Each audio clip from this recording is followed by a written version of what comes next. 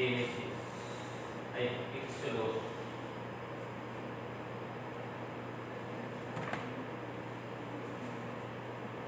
Exodus chapter 1.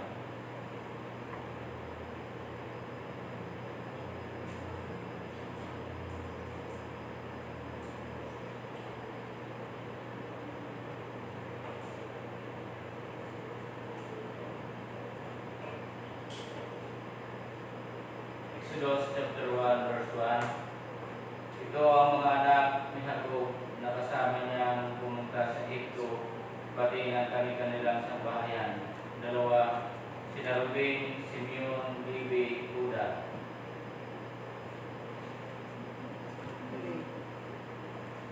Isa ka sa mga ginamit galing sa Negev.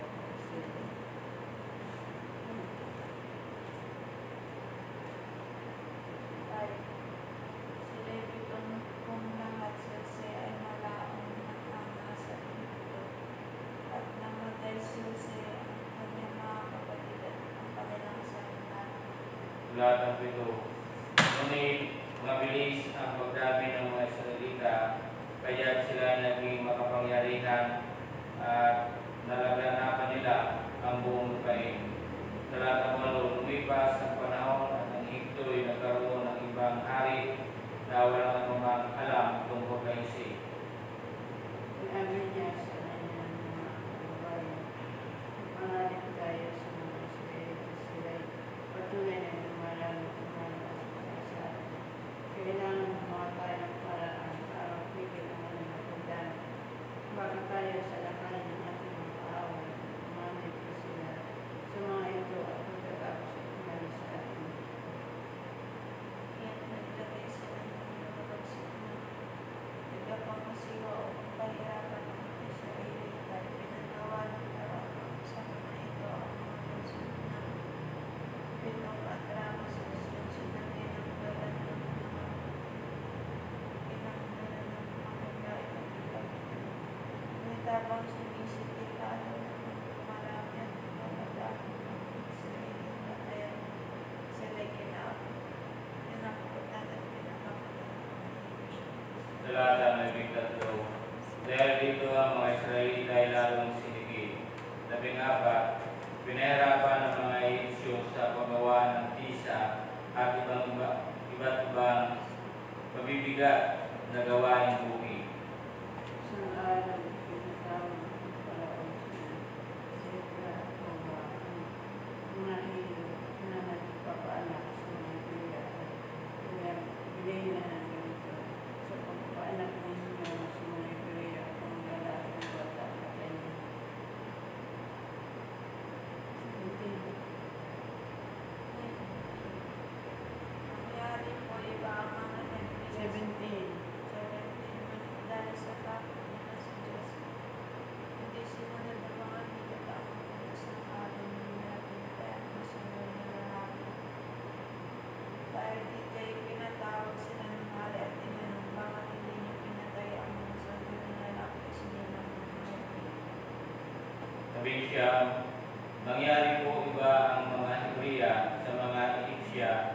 Madali po silang manganak, kaya nakalabas na ang bata, kundat na namin, sagot nila, 20. At hindi napigil ang pagdami ng mga Israelita, ang mga hilot naman ay kinaludan ng Diyos.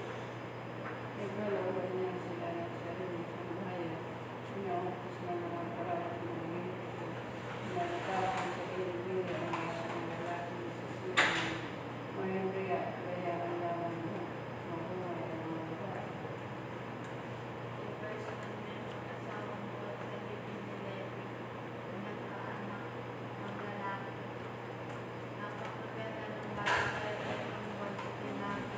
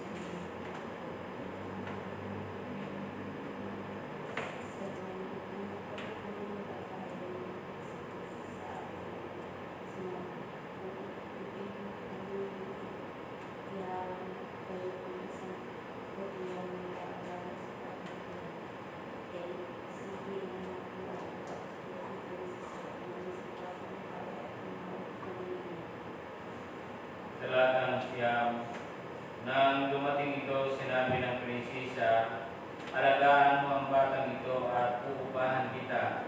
Kinuha ng ina ang bata at inalagaan. Talatang 10. Nang malaki na ang bata, dinala siya ng kanyang ina sa prinsesa at siya itinuring na anak ito. Sinabi niya, napulot ko siya sa tubig, kaya Moises ang ipapangalan ko sa kanya.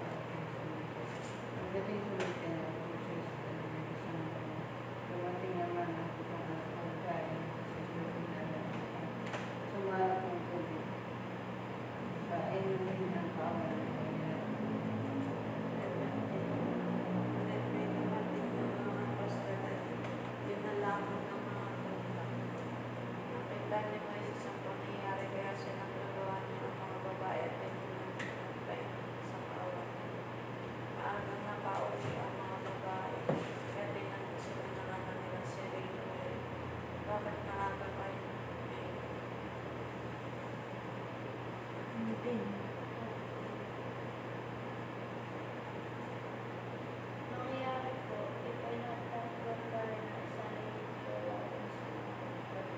Salamat ng tubig at pinatapos mo na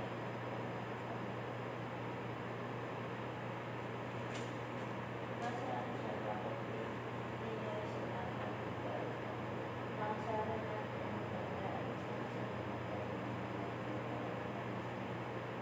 Hanggang pang-13. 21. Mula noon, doon ang nirahan si Moises at napangasawa niya tuloy si Sipora na anak ni Reuel. Dumating ang araw na si Sipora ay nanganak ng isang lalaki. Gersom ang pinangalan sa kanya ni Moises sapagkat kanya ako'y dayuhan dito.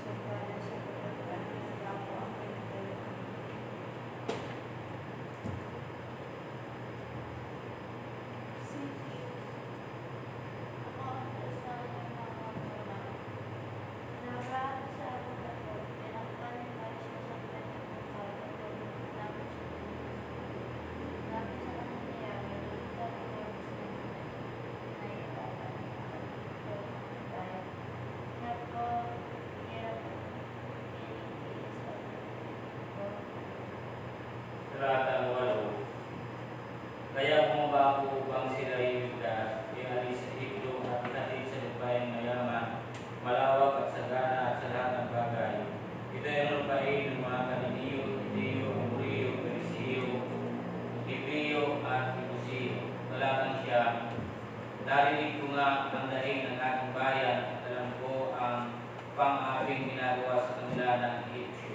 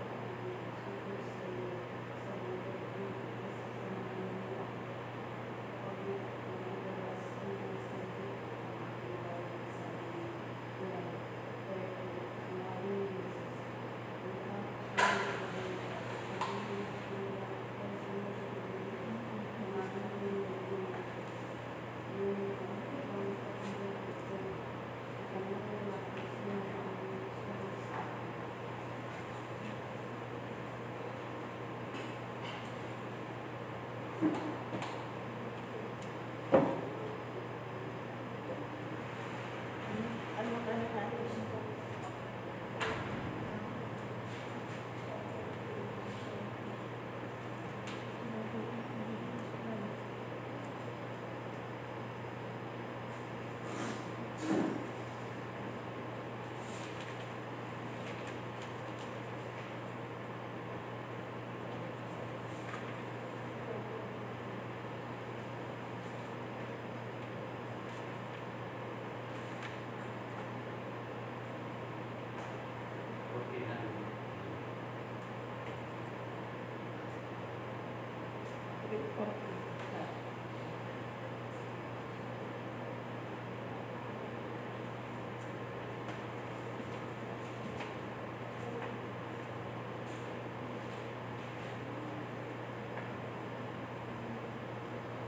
Dalawang verse na. 14 katapos 15.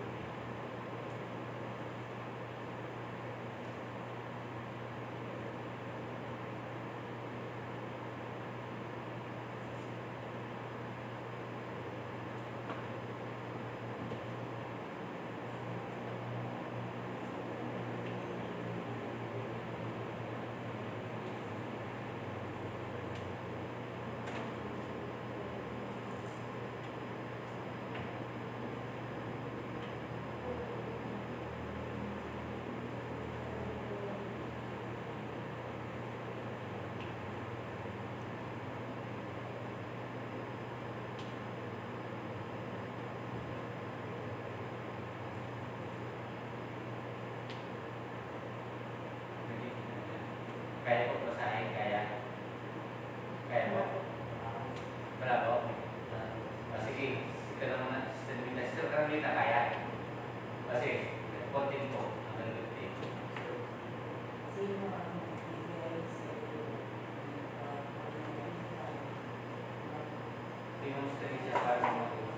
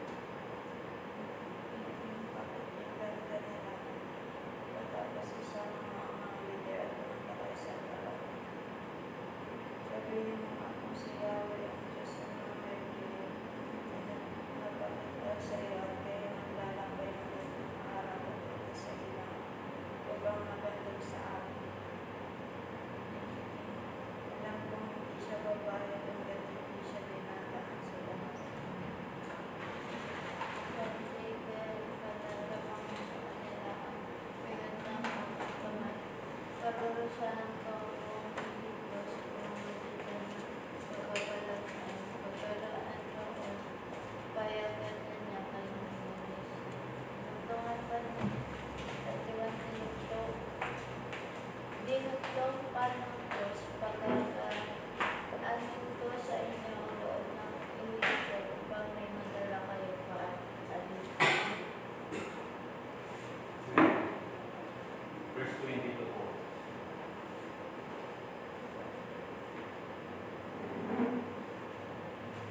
Verse 22. 22. Lahat ng babae ay siyang hinihinatan alahas ng ito nila sa kanilang mga kaamdaman.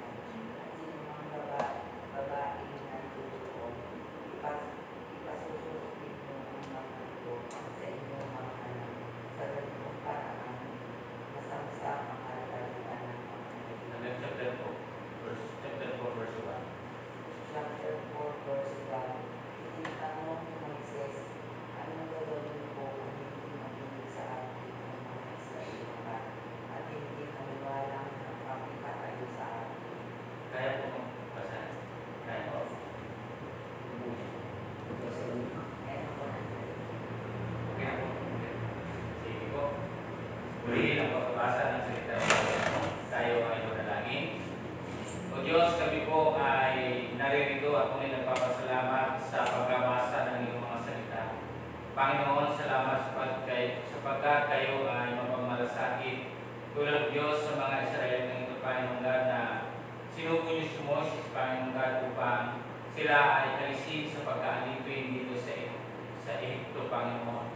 Salamat, Panginoon, sa iyong patuloy na pagkilos noong panahon at naging ngayon. Kami po ay naniniwala na kayo ay Diyos na buhay, Panginoon. Maraming pong salamat sapagkat nakikita niyo, O Diyos, ang kalagayan ng bawat isa.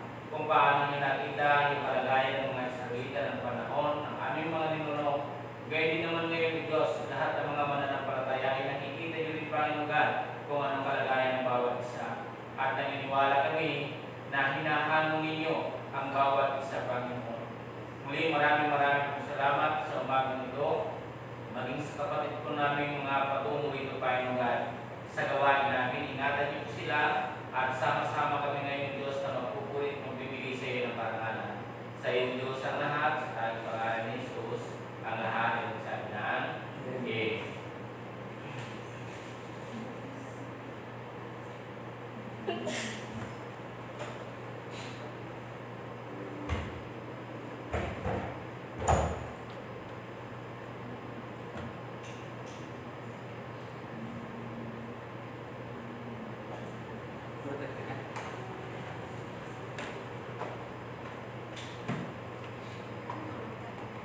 Ako na lang ang bibigyan.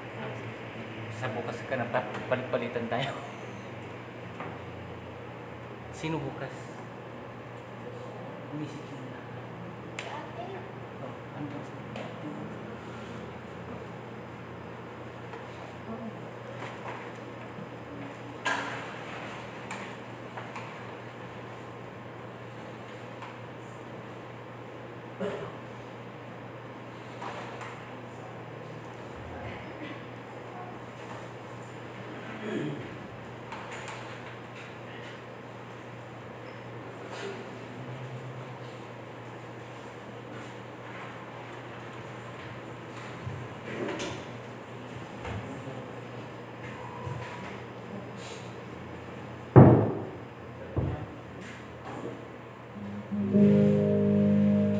Good morning po sa ating lahat. Tayo po ay tumayo para sa ating buhay sa Panginoon. Ito natin ang ating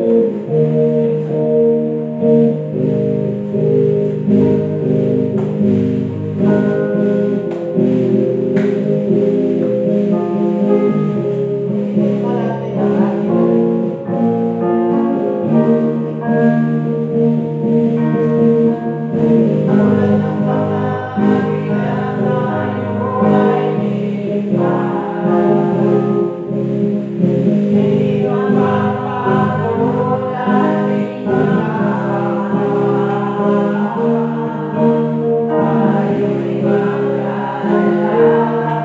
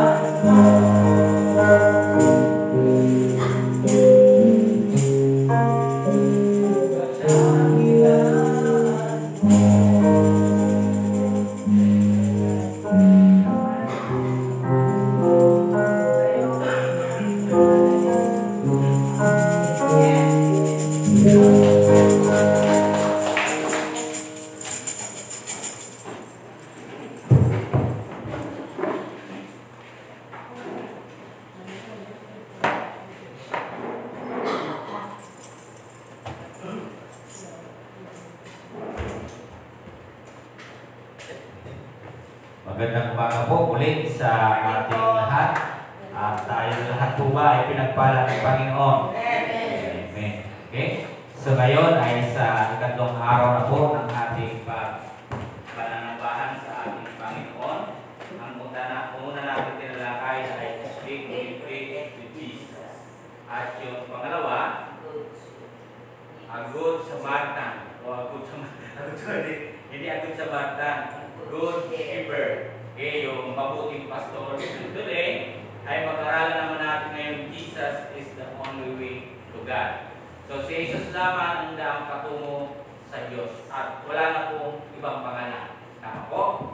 Okay. So, ang lahat ay aking pong inaanyayahan na tumayo. Buksan po yung kanilang mga Biblia sa class ng Juan, chapter 14, verse 1 hanggang 7.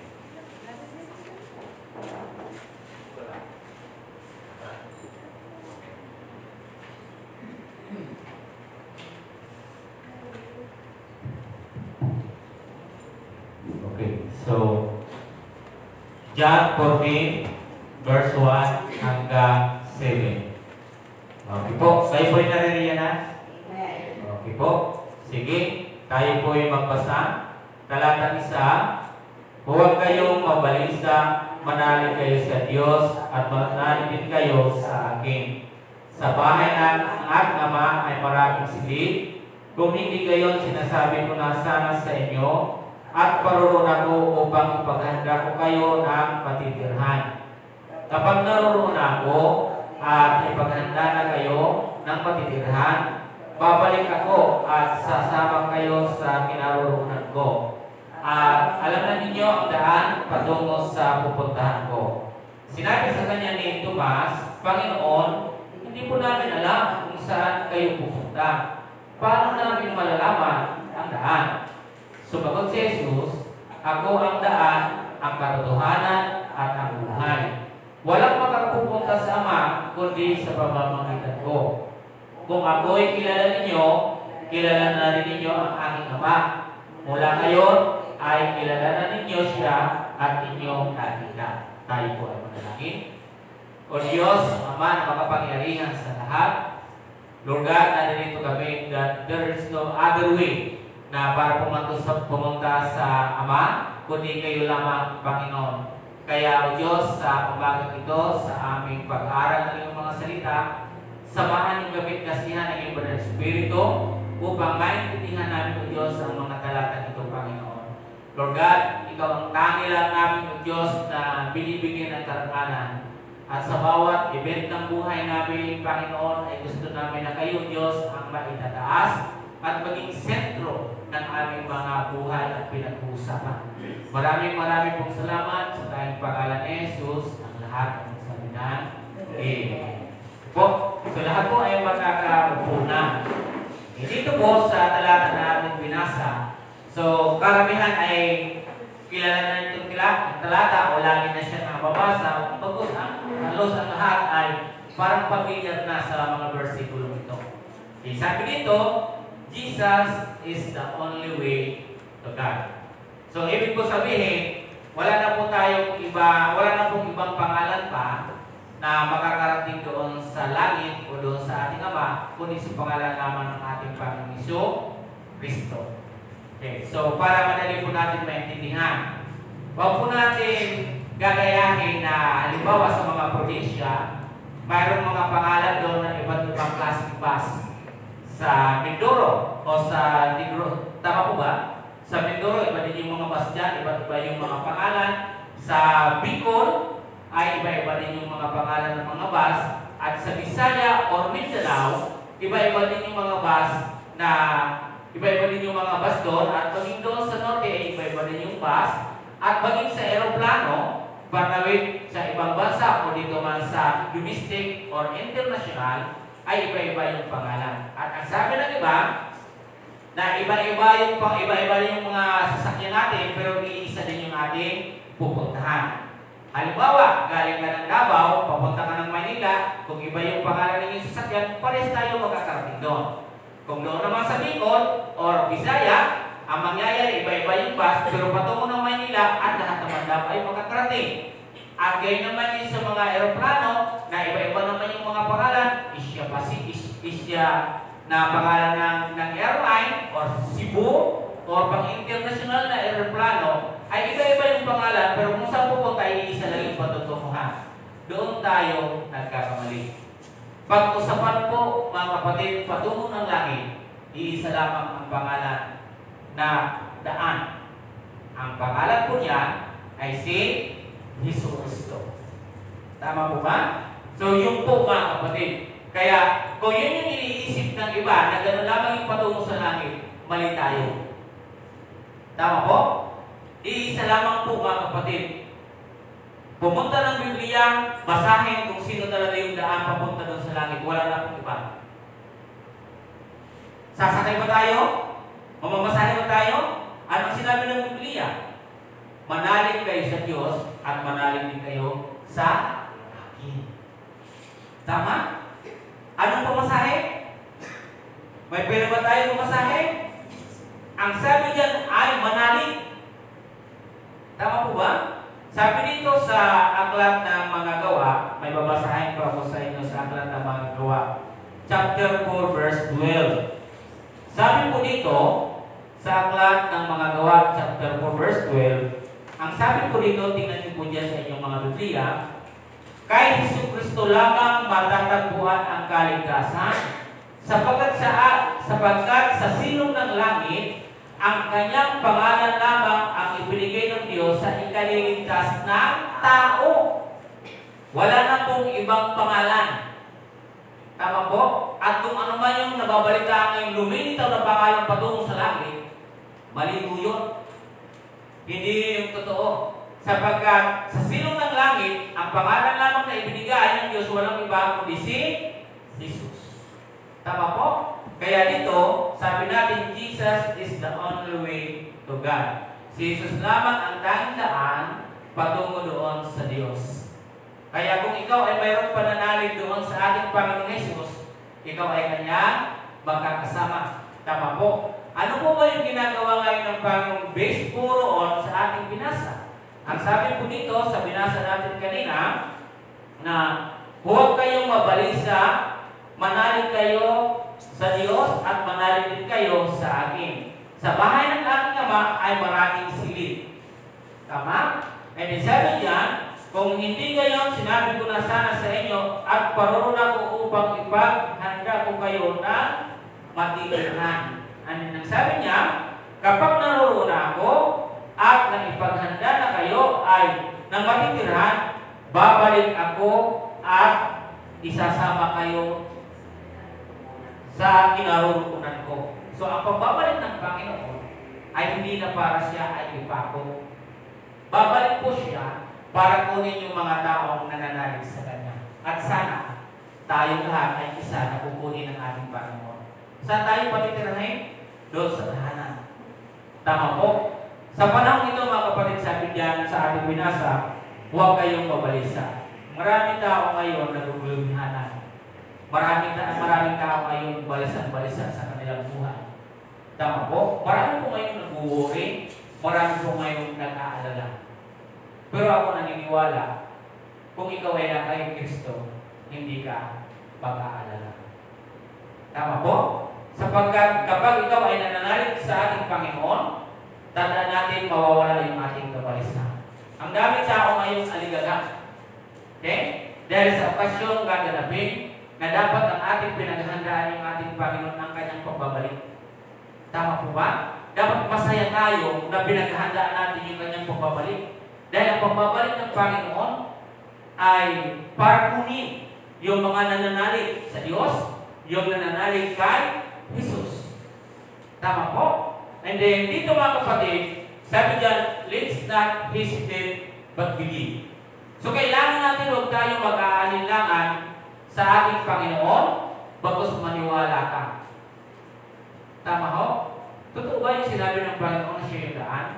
Totoo ba yung sinabi ni Jesus na siya yung katotohanan? Totoo ba yung sinabi ni Jesus na siya yung buhay? Alam niyo dito mga kapatid yung nagsabi, Ama, o Panginoon, hindi po namin alam yung sinasabi niyo kung saan kayo pupunta. Sino po yung nagsabi? Si Tomas. Ito yung po, mga kapatid, ay alagad ng ating Panginoon at ang sabi niya, Panginoon, hindi po namin alam yung sinasabi ninyo. Hindi po namin alam kung saan kayo pupunta. O, sabi niyo po ba dito?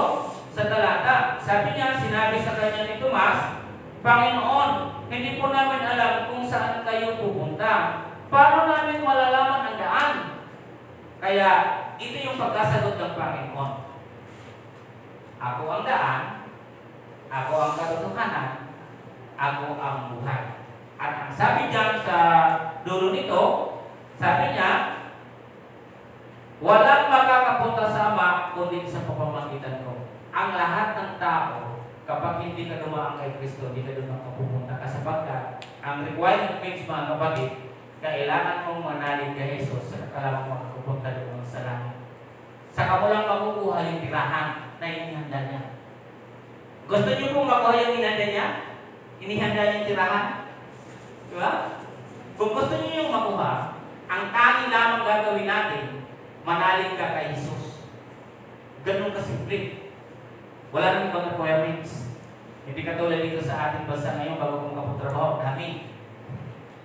Kailangan graduate ka, kailangan experience ka. Di ba? So di ba doon, dami pa po yung bibigay. Pero dito mga kapatid, simple, di ba? Pero kailangan mong manalig kay Jesus. Pag-usapan natin si Tomas. Si Tomas ay mayroon siyang pagkakalinlangan. Bakit ko po nasabi na nag-aalinlangan po? At ang sinabi ko dito sa inyo, dapat maniwala ka. Huwag kayong mag-aalinlangan. Ang hirap po na lumalapit kay Kristo na nag-aalinlangan. Dapat ikaw ay nananalig. Si Tomas, mga kapatid, mayroon siyang pag-aalinlangan kay Kristo. Tuloy-tuloy po yun hanggang sa kahit namatay na po yung ating Panginoon, hanggang yung pinako na po sa cross. Hanggang sa muling nabuhay po yung ating Panginoon, mayroon pong pag-aalinlangan si Tomas. Basahin ko po sa inyo sa Aklat ng Juan, chapter 20, 26 hanggang 29. Sabi po dyan, sa 20, 26 hanggang 29, makalipas ang 8 araw, ay nagkatipon sa loob ng bahay ang mga alagad kasama nila si Tomas. Nakapinig ang pinto, ngunit pumasok si Jesus at tumayo sa gitna nila. Sinabi niya, sumainyo ang kapayapaan. Saka sinabi kay Tomas, tingnan mo ang aking mga kamay at ilapit dito ang iyong daliri. Ipasok mo ang iyong kamay sa aking tagiliran. Huwag ka nang mag-aalinlangan, maniwala ka na. Sumagot si Tomas, Panginoon ko at Diyos ko. Sinabi sa kanya ni Jesus, naniniwala ka na ba sapagkat nakita mo ako? Mapapalad ang mga naniniwala kahit hindi nila ako nakikita. Naniniwala ba kayo kay Kristo? Mapalad ka. Sapagkat kahit hindi mo nakikita ang Panginoon, naniniwala ka. At yung sinabi ng Panginoon sa chapter 14, na kinakailangan manalig kayo sa Diyos at manalig din kayo sa akin. Hindi mo siya nakikita. Pero dito yung sinabi ng Panginoon kay Tomas, naniniwala ka na ba dahil nakita mo na ako? Naniniwala ka na dahil naipasok mo yung daliri mo sa ating tagiliran? Noong panahon, mga kapatid, si Jesus ay kasama niya na po si Tomas. Hanggang sa kanyang pagkamatay ng ating Panginoon, pero siya po ay wala nag-aalinlangan na paniwalaan si Jesus. Ang dami din ngayon mga mananampalataya, tagal-tagal na doon sa loob ng simbahan. Pero mayroong pag-aalinlangan kung paniniwalaan niya si Kristo. At sana huwag kanya. At sana hindi kaya. Tama po? Dahil sabi po dito ng Panginoon, kung ikaw ay mag-aalinlangan, sisiguraduhin po natin mga kapatid, kapag ikaw ay nag-aalinlangan at hindi ka nananalig sa Diyos, hindi mo po makukuha yung inihanda ng Panginoon na tahanan doon sa langit. Ang biyahe langit, mga kapatid, ang pamasahan natin ay ang pananalig natin kay Kristo. Hindi ito katulad ng mga sasakyan na tinitingnan ng iba. Isa lang yung papunta sa langit, nagkakabalik yung kapatid. Sabihin natin, iba-iba yung mga pangalan ng sa amin po, doon sa aming punta ng Bicol. Mayroong BNTV, may Ilabil, may Isaro, may Lagsawa. Sabi ng iba, iisa lang yan. Ang pupunta, isa may yes, yung mga bus papunta doon, iisa po yun. Pero yung papunta po sa Panginoon, iisa lang po ang pangalan na ating gagamitin, ang ating Panginoong Kristo. Tama po? Kaya sa oras na ito, ang isahay ng diwa ng Paskong ito, sa bawat isa sa atin, huwag kang mag-aalinlangan, sapagkat si Jesus, ang tanging daan patungo sa Diyos. Tama? Nakakalungkot lang po, di po ba? Kaya sinabihan siya ng Panginoon, Tomas, kinikilala mo na ba ako ngayon o naniniwala ka na? Dahil nakita mo ako? at naipasok mo yung daliri mo dito sa aking tagiliran. At sabi ni Tomas, Ama, Panginoon ko. Kaya sabi ng Panginoon Hesus, papanat yung mga tao hindi ako nakikita at sila'y naniniwala sa akin. Tama po ba? Sa panahon natin ngayon, hindi naman natin po nakita ang Panginoon. Pero bakit tayo naniniwala? Dahil sa Biblia. Tama po? So, ang diwa ng Pasko, lagi natin pagkakatandaan, si Jesus ang tanging daan. Ang sabi po niya, babalik siya rito para kunin ang nananalig sa Kanya. Tama po? Number 1, mga kapatid, what should we do now? Ano ang dapat natin gawin ngayon? Number 1, let's not be confused, but trust in Jesus because He is the true way. Tama? Sabi niya, huwag tayong magugulibhanan, bagkus magtiwala kay Jesus dahil siya ang tunay na daan. Huwag tayong maliligaw. Marami po ngayong daan na pili kang maligaw. Pero pag iyong hawak at nananalig ka kay Jesus, hindi ka maliligaw ng daan. Sapagkat ituturo ni Jesus kung saan ka dadaan. Tama po? Marami ngayon na ituturo ililihis ka. Di ba? Pero ang tanging daan na iyong mapupuntahan na kung ikaw ay nananalig sa ating Panginoon, kung siya ang iyong pananaligan, ituturo ng Panginoon yung daraanan. Ang daan ay tuturo niya dahil patungo doon sa ikabubuti at sa langit. Na ikaw ay mapunta doon sa kanyang inihandang mga tahanan. Pero ang dami ngayong tao, ulitin ko po, ang dami ngayong mga tao confused. Ang daming mga tao ngayon nagugulunyanan. Minsan yung iba nag-worry dahil walang handa. Ano na, brother of my day? May pabili na ka ba dyan? Ang pinag-confuse sila dahil walang may handa. Ang masaklap dun mga kapatid, may maihanda ka nga, wala ka namang pananalig kay Jesus. Alam yung piliin natin, ang mayroon kang pananalig o may handa, brother Michael? Pumimili pa talaga. O di ba? Huwag tayo yung magugulay kumanan. Ang importante sa atin ngayon, nakakalungkot. Yun yung pinag-iisipan natin, pero hindi natin iniisip yung ating kaligtasan. Hindi natin iniisip yung ating Panginoon. Yan darating yan, matatapos yan. Pero ang Panginoon, huwag mong patapusin sa iyong buhay. Tama po ba? Ang 25 matatapos, itong December matatapos. Pero kinakailangan si Kristo sa buhay natin yan, hindi siya matapos. Dapat tuloy-tuloy siya. Kasi after po nito, ano naman yung susunod na mangyayari? Diba? Sabi ng Panginoon, ako yung daan. Marami, huwag tayong malilihis, huwag tayong malilito. Diba? Do not be confused. Huwag tayong magugulihimanan. Sabi, manalig kayo sa Diyos at manalig kayo sa akin. Ako ay naririto. Alam po dapat natin yung ating pupuntahan. Kaya nga si Tomas Panginoon, hindi po namin alam saan ba kayo pupunta. Kasi mayroon siyang pag-aalinlangan. Ang sino man mayroong pag-aalinlangan sa puso, hindi niya talaga alam kung siyang siya patutungo. Tama po? Kaya kung ikaw ay mayroong pananalig kay Jesus, isa ka na makakatanggap ng biyaya at regalo ng Panginoon, tahanan. Tama? Sa darating na linggo, ano yung expect yung matatanggap na regalo? Mayroon ba tayo? Christmas party, hindi ba natin sabi natin? Hindi ba?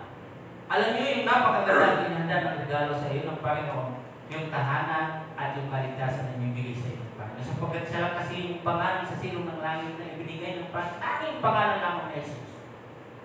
Yan yung pinakamagandang regalo.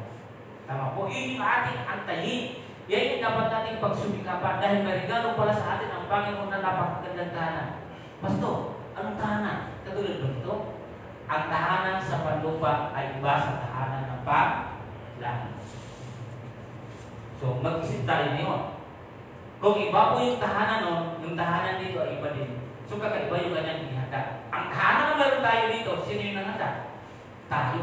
At nasisira yung bawat tahanan na ating mga ginagawa. Nabubulot yung kahoy, inaana yung mga kahoy. Diba?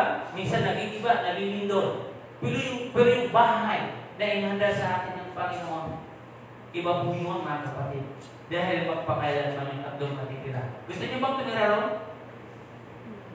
Simple lang, mga kapatid, yung biyahe natin papunta ng langit. yung biyahe papuntang langit, manalig ka kay Jesus. Tama? Pangalawa, sabi niya sa pangalawa, let's not be confused, but trust in Jesus because He is the way of truth. Siya po yung daan ng katotohanan. Tama po? Pag sinabi po katotohanan, hindi po kailanman nagsisinungaling yung Biblia. Lahat ng nakasulat sa Biblia ay totoo. At maniwala kayo mga kapatid na ang sinabi ng Panginoon na may tahanan, totoo yun na mayroong tahanan. Tama po? Hindi kailanman nagsisinungaling si Jesus. Hindi po siya katulad natin ng mga sinungaling. Tama po ba? Huwag tayong mamumuhay sa kasinungalingan sapagkat hindi yun makakatulong sa atin para makapamuhay tayo sa katotohanan. Sapagkat ang namumuhay sa katotohanan, siya ay namumuhay na nagsasabi ng totoo. Tama po? Lahat ng isinulat sa Biblia, mula pa po dito sa una hanggang dito po sa katapusan ng Biblia, lahat po yan ay totoo. Lahat may nangyari at sa pagdating ng araw, sa darating na araw ay mangyayari yung lahat ng inuhula po dito sa Biblia at yun ay totoo. Tama po ba? Nung namatay ang ating Panginoon, totoo hindi? Totoo. Naniniwala ka bang totoong tinubos ka ng Diyos? Totoo. Naniniwala ka bang na totoo na ikaw ay pinatawad ng Diyos? Totoo. Di ba? Binayaran yung ating kasalanan. Naniniwala ba kayo na si Jesus ay babalik ulit para kunin ka? Ano po yung sinabi ng Biblia? Na ako ay babalik at kukunin at ikaw ay dadalhin doon sa kanyang ginawang tirahan. Tama po? Yung tirahan na inihanda sa ilo ng pagtututo yun. Wala po yung kulang. Kumplito ang laman ng bahay. Hindi mo dito katulad sa atin. Minsan, pag ikaw ay nagipit, pag uwi mo, walang bigas. Tama po? Minsan, pag uuwi ka, yung sahod ng asawa mo, kulang pambayad sa mga bayarin o bills. Pagbabayad ka ng kuryente, pagbabayad ka ng tubig, di ba? Internet. Kaya tingnan nyo mga kapatid kung gaano ngayon napupumpis yung tao. Pagpapasko na, pumpis yan. Bibili ako ngayon ng paghanda, pero may kuryente na bills na dumating. Mamili kayo. Bills o handa? Bills ng tubig, bills ng kuryente o handa? Bills ng internet o handa? Mamili ko kayo. Maputulan kayo pagkatapos nito o maghanda na lang kayo, okay lang na maputulan kayo. Huwag niyong puputulin ang connection ninyo sa Panginoon. Huwag niyong puputulin yung pananalig ninyo sa Panginoon. Dahil totoo po yung nagsabi po. Diyos po yung nangako, Diyos po yung nagsabi ng totoo. Siya yung daan ng katotohanan, at totoo ang kanyang sinasabi. Tama po? Kaya may katotohanan po yan at babalik ang ating Panginoon. At huwag po ninyong kalilimutan. Totoo ang sinabi niya na kanyang pagbabalik ay para kunin ang lahat ng nananalig sa kanya. Tama? Okay. So, pangatlo at panghuli, mga kapatid. Sabi niya, let's not be confused, but trust in Jesus because He is the way of life. Siya ang tanging buhay lamang natin. Tama po? Alam niyo po yung buhay natin dito sa mundo ay kakaiba. Nakakapagod. Tama po ba? Sobrang ang daming mga bagay na iyong nararanasan. Ang dami mong struggle na mararanasan. Challenge sa ating buhay, napakarami. Ang buhay na ito, napapagod talaga siya. Okay? Nagbuka tayo ng iba't ibang mga problema. Pero lagi yung pagkakatandaan, huwag kayong malilito. Kapag ang buhay natin ay bibigatan, kapag ang buhay natin ay napapagod, sabi niya, huwag kayong mag-alinlangan na lumapit kay Jesus. Huwag kayong malilito na pupunta sa iba. Ang tanging pupuntahan ng buhay ninyo na dapat niyong tawagin ay ang ating Panginoon. Ang problema kasi ngayon, yung buhay natin may problema. ang kadalasan ng pinupuntahan natin yung ating kaibigan. Ang kadalasan na alam natin pinupuntahan, kung mayroon tayong pangangailangan, pupuntahan natin sila at hindi ka man lamang lumapit muna kay Jesus para ituro sa iyo ang tamang daan na pupuntahan mo. Tama po ba? Yung mga buhay natin, mga kapatid ay narito at dapat natin alagaan. Tama po? Alagaan natin itong hinilang dito sa kalagayan o sa kanyang para pagandahan natin yung ating itong kalagayan po natin pang physical. Dapat inaalagaan din po natin yung buhay na yun ay hahantong po magpakailanman. Pagkatapos po nito dito sa ating mga kapatid, yung buhay natin, darating ang araw, lilipat po tayo ng iba namang tahanan. Ulitin ko sa inyo, yung ating katawan dito, katawang pang lupa. At may tinatawag katawang panglan, yun yung buhay. Yung buhay na makakasama mo ang Panginoon kung ikaw ay mayroong pananalig sa Kanya. Tama po? Kaya sabi dito ng parang, babalik ako dito. So, ibig sabihin, paano ka pupunta? So, babalitan yung ating katawan ng panglangit na pangangatawan. Hindi po ito madadala doon sapagkat hindi ito pwede. Tama po? Hindi ito pwedeng makaharap sa Panginoon sapagkat ang Panginoon ay mas maliwanag pa sa sikat ng araw. Tayo nga dito pa lang, hindi pa nakakarating sa ating pinag-ano ang laay pa ng distansya, agwat ng araw na yan, pero naiinita na tayo. Paano kung lalo tayong malapit sa araw? Isunod tayo. Kung ang araw po ay mas matindi pa po ang liwanag dyan ng ating Panginoon dahil sa kanyang glory, ano pa yung mangyayari ng katawan na itong physical na to? Hindi ito tatagal. Kaya papalitan ng Panginoon ito bago ka doon dadalhin sa tirahan ng kanyang inihanda. Naniniwala po ba kayo? O hindi na? Hindi na kayo naniniwala? O gusto niyo na lang dito yung buhay ninyo dahil nag-enjoy tayo? Gusto niyo yung buhay ninyo dito na nasasaktan, lumuluha, napabago? O, di ba? Yung buhay po dito sa balat ng lupa ay panandali lang. It's like a mist. It's like a vapor. Ayon kay James. Na minsan lamang siyang lilitaw at pagkatapos mawawala na yung buhay. Diba? Minsan mo lang siyang makita. Mamaya na ba ito? No, wala na siya, patay na siya. Minsan lang siya talaga siyang lilitaw. Ganun kaiksi yung buhay dito sa ibabaw ng mundo. Tama po? Kaya alalahan po natin na si Jesus ang tanging daan patungo sa ating Ama, sa ating Diyos. Ulitin ko, hindi ito katulad ng mga sasakyan na pinag-uusapan natin na pupunta ng Maynila na iba-iba yung pangalan ng sasakyan at sasabihin natin, dati yung makakarating naman yung iba lang yung ating mga dinaanan. Maliho. Ang totoong daan patungo sa langit ay isa lang yung biyahe natin. Ang atin lang gagawin, manalig po tayo sa ating Panginoon. Panginoon Jesus. Siya lamang yung tanging daan. Sabi nga dyan, maliban sa akin, wala namang kakapunta doon. Tama? Parang sa company, di ba? May mga dinadaanan muna tayo. Punta ka muna ng informasyon. Ipakita mo yung mga dapat na hinihingi nila at saka ka lamang doon makakapasok. Katulad ng president. Hindi mo naman siya makakausap agad. Kung wala kang, anong pangalan ito?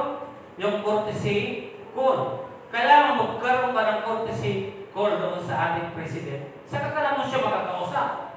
Saka ka makakapasok doon sa lugar na kung nasaan siya. So dito, bago ka pumasok doon sa langit, kailangan mo dumaan kay Kristo. Kaya dapat marami po tayong alam kay Kristo. Kasi pag magtanong na sa atin, kilala mo ba si Jesus? Sino siya?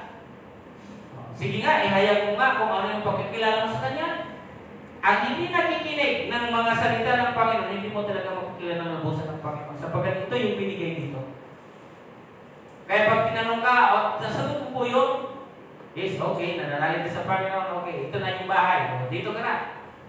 Diba? Lahat tayo ay mayroong pangalan na nakasulat sa Book of Life. Tama po? So once again mga kapatid, ang tanging daan ng ating buhay, walang iba, kundi ang ating Panginoon. Mahalaga mo tayo sa Diyos. Pinahalagahan niya yung buhay natin. Hindi lang po siya na nangalaga dito na habang tayo nasa lupa, bagos may ihanda pa siya na buhay doon sa pangalawang buhay. Na yun ay magpakailanman na magkasama mo ang Panginoon. Ngayon hindi natin siya nakikita. Pero sa darating at darating ng araw, panahon at sayon sa hindi na ayaw sa hindi mo, basta ikaw nakilala sa Kanya, nananalig ka sa Kanya, makikita mo siya. Tama po? Sa ngayon hindi. Pero sa darating ng araw, makikita mo siya. Wow. So, ang ating pagtatapos, sabi po dito sa atin, walang maguguluhin man kung tayo ay may pananalig kay Jesus, sapagkat siya ang daan, ang katotohanan, at ang buhay. Tama. Kapag wala po tayo, kung hindi po tayo nalilito, ibig sabihin, mayroon po tayong pananalig sa ating Panginoon. Ang daming mga tao ngayon naguguluhin man, mayroong mga pag-aalala.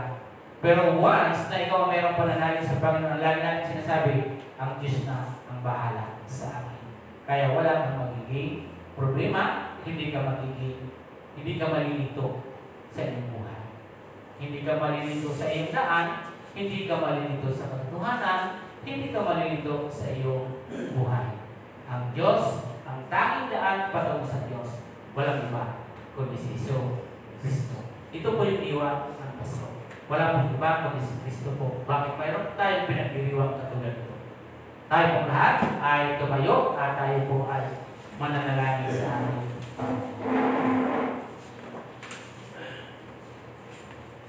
O Diyos na makapangyarihan, kami po ay nagpapasalamat sapagkat Ikaw lamang ang aming tanging daan patungo sa langit o sa Diyos.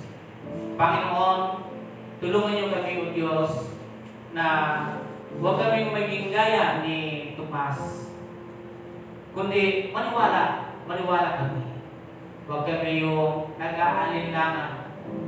Huwag kami yung malilito, Panginoon. Sa dami na yung mga nangyayari sa mundong babaw na ito, ang dami pwedeng malilis kami, Panginoon ka. Ngunit, kung kami ay patuloy na nananalig sa inyo, Panginoon, hindi kami malilito ng daan, hindi kami magkakamali, bagos ano lang kami sa katotohanan, at sure na ang buhay namin ay mayroong kaligtasan. Sapagkat tanging ikaw lamang, Diyos, ang daan. Panginoon, sa mga oras na ito, aking dinadalangin ang bawat isa, kasama ng lahat ng mga sumusubaybay sa amin. Lord God, patuloy niyo kaming turuan, Panginoon. Na huwag mapuputol yung aming mga pananalig, Panginoon. Tulungan niyo, Diyos, kami na ano man yung mga nararanasan namin, Panginoon. Lord, ikaw ang tanging lunas, Panginoon. O Diyos, pagpalain niyo ang bawat isa, yung mga bata, mga kabataan, mga magulang, sa bawat mga trabaho, pinagkakitaan ng bawat isa. At the same time, Lord, Panginoon, yung aming mga pisigan na pangangatawan, sa may mga karamdaman, ipagkalog ginawa yung kagalingan ng bawat isa. I pray, Panginoon God, sa complete healing kay Sister Enriqueta, Brother Hermes, and then Sister Jill, Panginoon, Brother Manny, and Josephus, and others, Panginoon God, all our members here in our church.